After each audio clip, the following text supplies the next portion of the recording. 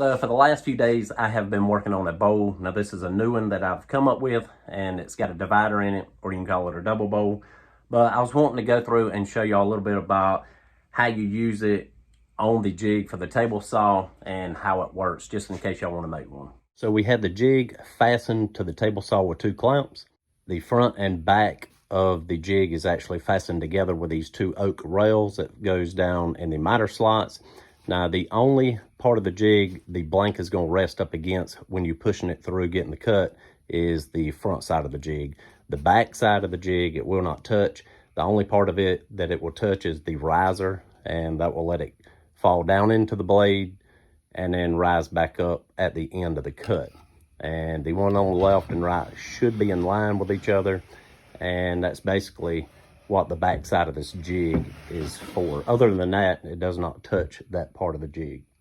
This is an example of how you run just a regular bowl through it. You'll drop down into the blade, run it all the way through, and then the back rail on the blank will let it rise back up off the blade.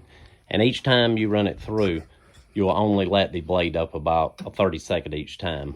We got a rail on one end, a rail on the other, and you have to remember when you drop this blank in and let it back out, the blade is going to start cutting the blank about, I don't know, inch or inch and a half in, so you'll have a little bit of waste on each end.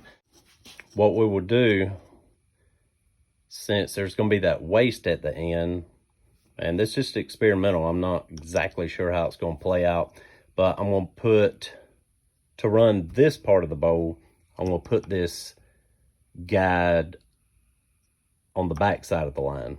And what I'll do, I'll cut this whole side out first, then I'll flip the blank around and I'll move this guide to that side of the line.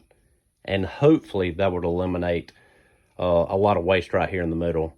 And the 2 bowls coming pretty close together in that center, not having a lot of waste. We're gonna have to see how that plays out. Not sure how that's gonna work yet. All right, y'all, so that is a quick look at the jig and how it works. If you got any more questions, leave them down in the comment section.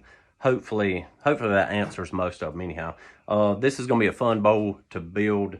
Like I said, it's kind of an experimental bowl. Never built one like it, but I kind of got an idea in my head how it should turn out, and we'll just have to see if it does. But anyhow, that video should be coming out hopefully in a few days. I'm not sure. So anyhow, y'all stick around for that one, and I'll see you on the next.